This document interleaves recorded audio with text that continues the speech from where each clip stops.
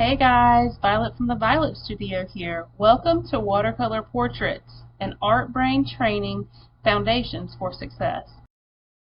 Alright guys, let's take a look ahead as to what we're going to be doing during this watercolor course.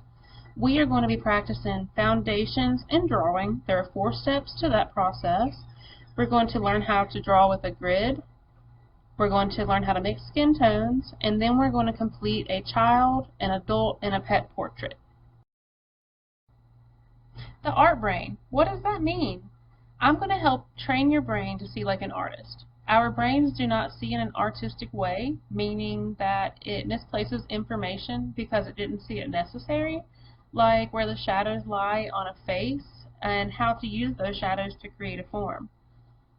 They say that it takes 10,000 hours to master a skill. I do not feel like I have mastered my skills, but I do feel like I can take my 10,000 hours of practice and condense them down into some really important basic skills that I know are going to help you become a better artist.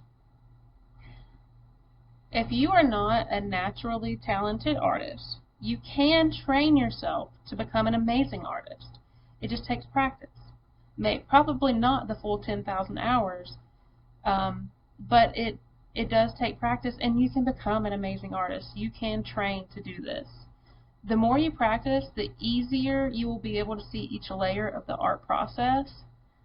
Don't be afraid to try new things, guys. This is how we develop our own personal sense of style, and it's only paper. Every time you practice, your art brain grows. So it's only paper. Don't be afraid of it. Don't be afraid to try. It's okay to fail. We learn from our failures. So let's move on.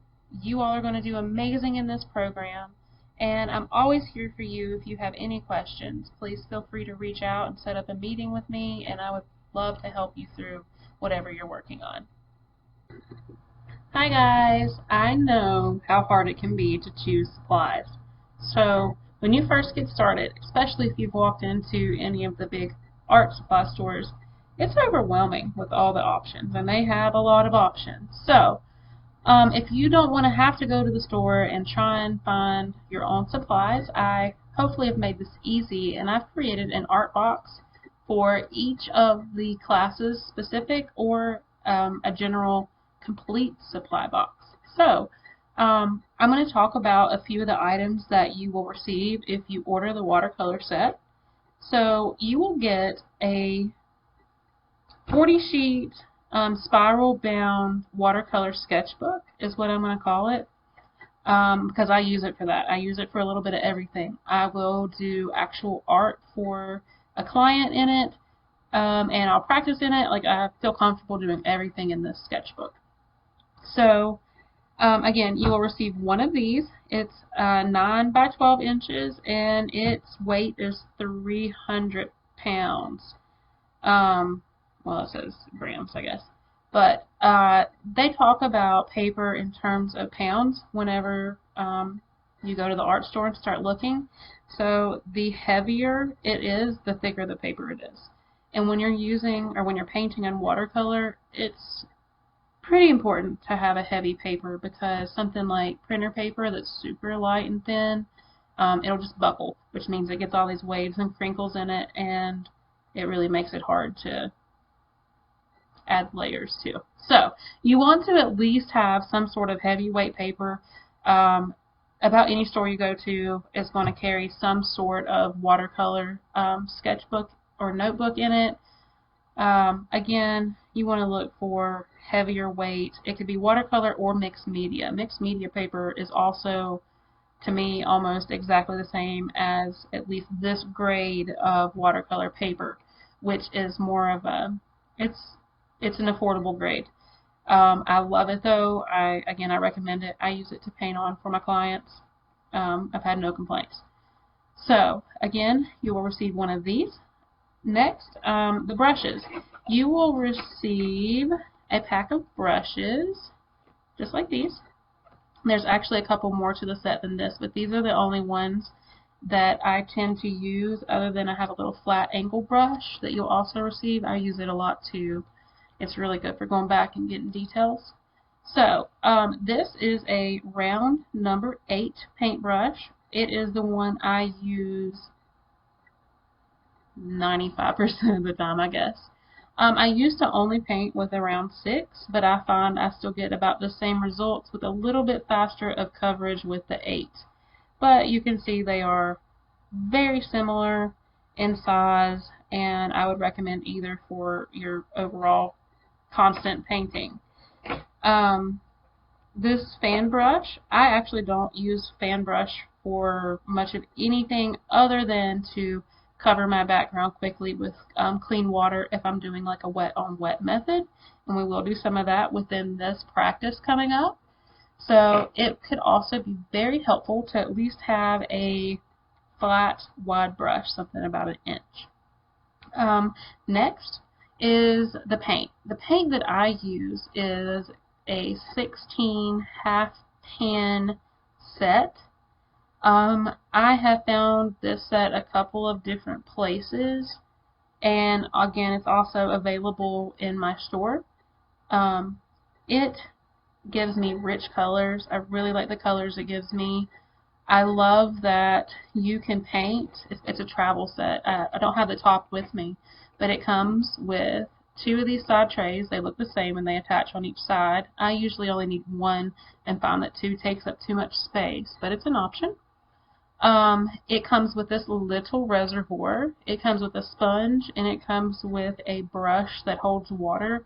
So if you think about, like, if you're out and you're painting like plein air out and about, you're outside or traveling, then you can load that brush with water. I don't care to use them a whole lot, but they can be handy if you're on the move.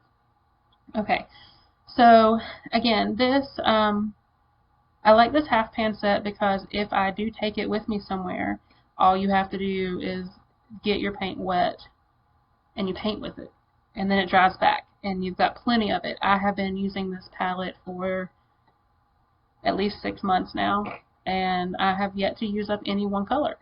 So that's a lot of painting for me, at least.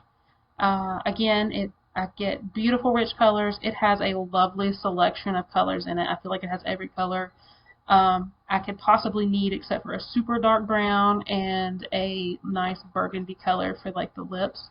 So those are the 2 colors that you'll see me mixing the most often. Also, with that being said, that's usually why I don't clean my palette. I don't have a reason to, because this color, once I pick up around the edges some more with water, it'll come back to life in that lip color that I use a lot. Same right here underneath this reservoir. It looks dirty, but actually it's my dark brown. Again, once I pick up some of that color from around the edges, it basically revamps that color, and I just can start painting from it. So I like to leave my my palette the way it is because I often just need those colors, and that's why I mixed them. So it works good for me. Again, that's just my opinion and my view of it. You can, you know, clean your palette however you would like. If you are working in tube paint can be really nice too. You can set up tube paint to where you place it in its own little palette, and it can harden up and dry, and you can do the same things with it, or you could get it out each time and mix that way. I've done that as well. There's not really a right or wrong, guys. I have found that most art supplies that come from art supply stores, not necessarily just big box stores, but art supply stores, most of their watercolor paints across the board are going to be satisfactory. I have yet to come across any that I was just completely dissatisfied with, except for the really, really low grade, think elementary student grade paint, which I wouldn't even recommend it to them. I would say go ahead and just spend $1 more and get a little bit nicer paint. But that's just my opinion.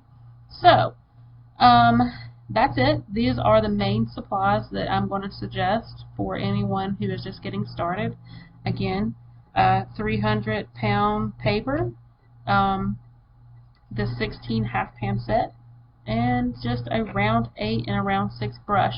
These are not a name brand per se. I have had just as good a luck out of non-name brand brushes as I have with the higher end brushes. So, just find a brush that comes to a nice point and is nice and clean, and once it gets past its life and it starts to have really ugly ends, then you trade it.